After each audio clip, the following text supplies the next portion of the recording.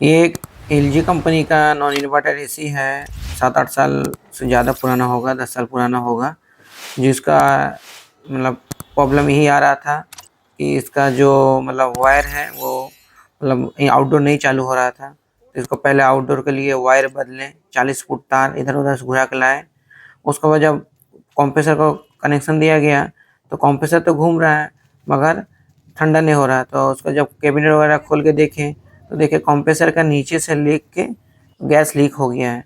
इस तो क्या हुआ, कंप्रेसर ख़राब है। कंप्रेसर ख़राब है मतलब आउटडोर ख़राब। तो इन्हीं का है दुकान में एक और एसी आउटडोर रखा हुआ था जिसको मतलब लगाना पड़ेगा यहाँ पे। तो पहले तो ये जो पुराना वाला जो ख़राब हो गया बहुत ही भारी भरकम एसी है।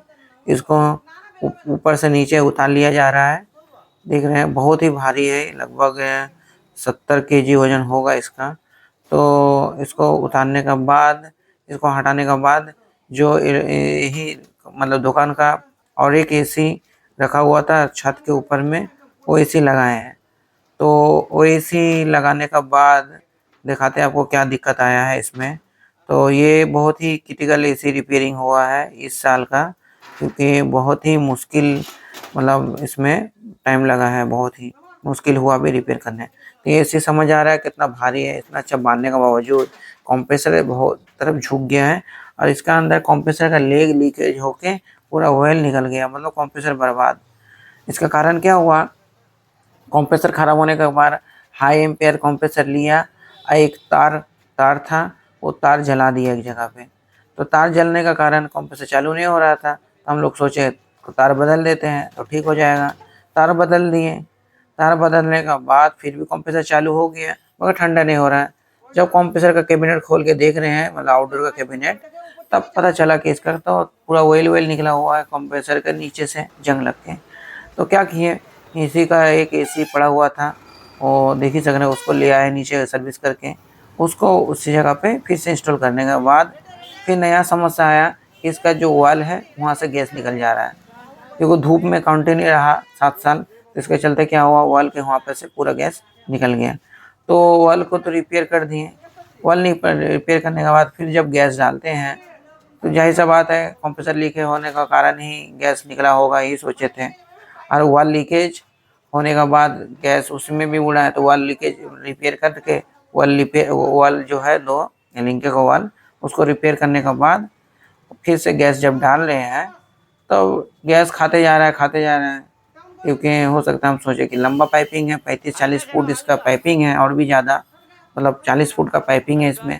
अब सोचे कि हो सकता है इसका गैस का मतलब लीकेज हो सकता है इसका आउटडोर ही। तो आउटडोर चेंज करने के बाद, वाल लीकेज रिपेयर करने के बाद कंप्रेसर जो था उसको तो हटा ही दिए वो आउटडोर को। फिर नाइट्रोजन जब प्रेशर डाल रहे हैं इसमें, पहले तो इसमें गैस डाल दिए पूरा 70-80 65 PSI। धीरे धीरे ये डाउन में चला गया। फिर जब पता नहीं चला लीकेज का तो उसका कंडेंसर खोल के ले गए थे, डुबा के देखे उसमें भी सही है नाइट्रोजन डाल के। तब फिटिंग करने के बाद पूरा कंप्रेसर को फिटिंग करने के बाद इसमें नाइट्रोजन प्रेशर दे रहे हैं, तब पता चल रहा है कि लीकेज जो है वो एक शटर का ऊपर में एक फॉल्स रिंग क्या हुआ है उसी के अंदर में लीकेज आ रहा है, मतलब आवाज़ आ रहा है। तब जाके उसको रिपेयर करेंगे। तो वो लीकेज क्यों हुआ, किस कारण रिपेयर हुआ, इसमें पता चलेगा आपको।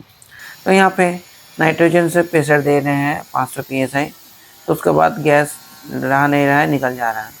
तो यहाँ पे प्रॉब्लम हुआ था क्या कि यहाँ पे देख रहे हैं पाइप को काट के जब निकालें तो यहाँ पे देख रहे हैं एक जगह बर्न हुआ है, जो पुराना वाला तार जिसके जगह पे 40 फुट का तार लगा के आउटडोर चलाए थे।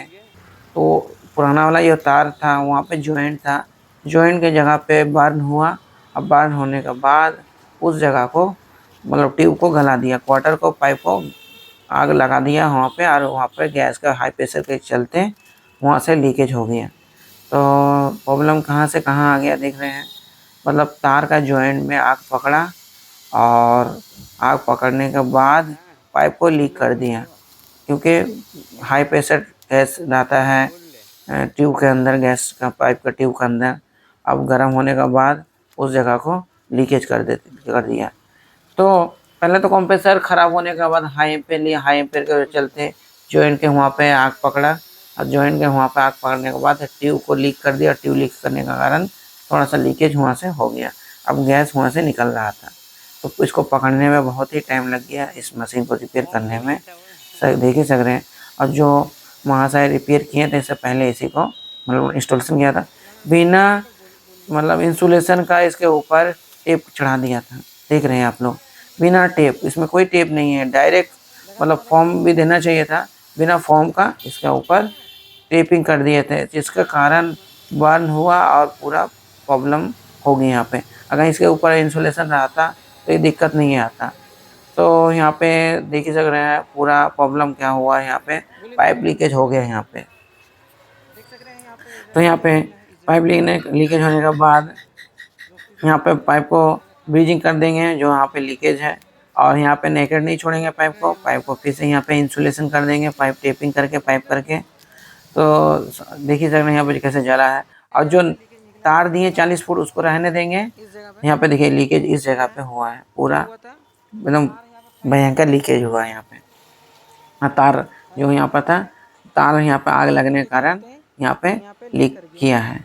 तो इसको पकड़ना बहुत मुश्किल था, क्योंकि बीच में कोई जॉइंट नहीं था, जॉइंट के ऊपर लीक होने का चांस आता है। यहाँ पर आग ही उसको लीकेज कर दिया। तो इसमें बहुत ही समस्या आया है। पहले तो एसी का मतलब तार जैसे मैंने आउटडोर नहीं चल रहा था, सोचा आउटडोर नहीं चल रहा, तार कट गया गाँव से।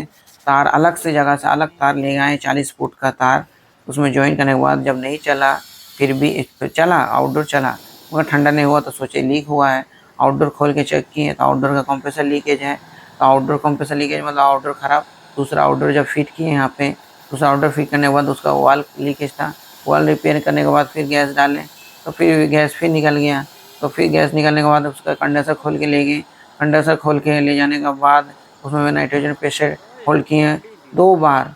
उसके बाद देखिए उसमें भी लीकेज नहीं है, फिर से इसमें आउटडोर लगा दिए। आउटडोर में फिटिंग करने के बाद फिर जब इसमें नाइट्रोजन का प्रेशर डाल रहे हैं, तो नाइट्रोजन प्रेशर डालने के बाद पता चल रहा है कि बीच में लीकेज था इस जगह पे, जहाँ पे तार से आग लगा। आग लगने के बाद इस ट्यूब को गला दिया। ट्यूब गलने के बाद वहाँ पर से बर्न होके लीक हो गया। अब क्या करेंगे, उस जगह को तो रिपेयर कर ही लिए यहाँ पे। अब फिर जहाँ से कट लगाए थे बीच से, मतलब शटर के ऊपर में एकदम मतलब कंजेस्टेड जगह है, उस जगह को मतलब खोले हैं। उस जगह पे देख रहे हैं यहाँ पे फ्लेयरिंग बना रहे हैं, मतलब स्विचिंग कर रहे हैं। स्विचिंग करने के बाद उस जगह को हम लोग जैसे यहाँ पर टेप नहीं था, इसका ऊपर में फॉर्म टेप कुछ नहीं, टेप था फॉर्म नहीं था, इसका ऊपर फॉर्म चढ़ाएंगे और अच्छा वाला काला वाला टेप मारेंगे ऊपर से और अंदर से सादा वाला।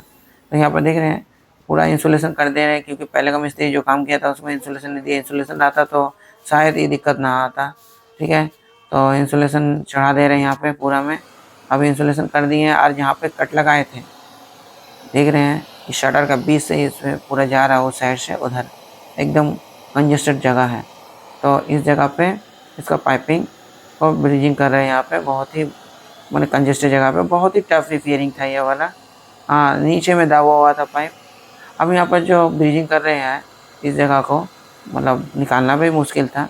अब यहाँ पे जो तार जल गया, तो तार को भी यहाँ पे एक्स्ट्रा दे के रख देंगे, जैसे कि फ्यूचर में काम आ जाए वो तार। क्योंकि 40 फुट तो जो तार दिए हैं वो तो काम आ ही रहा है, और इसको भी तार का काम आ जाएगा, इस तार का भी काम आ जाएगा। तो यहाँ पे देख रहे हैं ब्रीजिंग करने के बाद क्वार्टर वाला भी ब्रीजिंग कर देंगे, और उसके बाद नाइट्रोजन से फिर से एक बार प्रेशर दे के देख लेंगे बढ़िया से। तो यहाँ पे हो ही चुका है। अब देखिए पुराना वाला तार का कनेक्शन भी यहाँ पे जोड़ दे रहे हैं। 3 कोर का तार है, 3 कोर का तार भी हम लोग लिखाए थे, उसको भी जोड़ देंगे यहाँ पे। तो यहाँ पे देखिए क्वार्टर वाला पाइप का कनेक्शन कर रहे हैं। यहाँ पे ब्रीजिंग बहुत बेहतरीन करना पड़ता है यहाँ पे, जैसे कि अंदर ज़्यादा माल ना जाए और ज़्यादा रॉड का भी नुकसान ना हो। ठीक है, यहाँ पे ब्रीजिंग हो चुका कंप्लीट, देख सक रहे हैं। अब तार का कनेक्शन कर देते हैं यहाँ पे, और इसको भीगा कपड़ा से पानी से इसको थोड़ा सा मतलब सुखा दे रहे हैं, मतलब ठंडा कर रहे हैं, क्योंकि इसके ऊपर भी इंसुलेशन चढ़ाना है जल्दी, क्योंकि इसमें 8-9 घंटा इसी एसी में लग गया है कंटिन्यू। बहुत परेशान किया है एसी, मगर लीकेज का प्रॉब्लम था इसलिए। तो पूरा स्टेप बाय स्टेप आप लोग देख रहे हैं कितना इसमें समस्या आया। जहाँ पे इंसान सोच नहीं सकता वहाँ लीकेज निकल जाता है आजकल। तो इसीलिए तो कभी भी टेपिंग करें तो तार को जॉइंट, कभी भी तार में जॉइंट ना दें, और जॉइंट अगर देते हैं तो उसको सेपरेट ले जाएं, पाइप के साथ ना ले जाएं, क्योंकि वो जलने के बाद पाइप को 12 बजा देता है, पाइप का गैस निकाल देता है और ऐसे जगह निकलता है जैसे कि उस जगह पे हाथ नहीं जाता है, जैसे इस जगह पे आप लोग देख ही सकते हैं। अब जैसे एक खाली जगह को भी नहीं छोड़ेंगे, जहाँ पे वेजिंग किए हैं उस जगह को भी ऊपर टेप करके अच्छे से इंसुलेशन कर देंगे। और तार को एकदम इसके साथ ले जाएंगे। तार को कौन 3 कोर का तार जो होता है इंसुलेशन वाला उसको ले जा सकते हैं, मगर सिंगल कोर वाला जो तार होता है सिंगल वाला उसको नहीं ले जा सकते साथ में, क्योंकि तार जलने के बाद उसमें आग पकड़ता है और आग पकड़ने से क्या होगा, गैस लीकेज होने से बड़ा भी दुर्घटना घट सकता था, आग भी लग सकता था घर में, क्योंकि जहाँ पे ये जलता है पूरा एकदम पूरा आग का पूरा एकदम बहुत हैवी मतलब स्प्रे करता है आग का और आग लग जाता है। देखिए पाइपिंग कैसे ले जा रहा है, पूरा अंदर अंदर चल गया पाइपिंग। आइए देखिए यहाँ से पाइपिंग निकल आया, इस मतलब बोर्ड के नीचे से पाइपिंग को निकाल लिए, इस जगह का दिख ही रहा है आपको।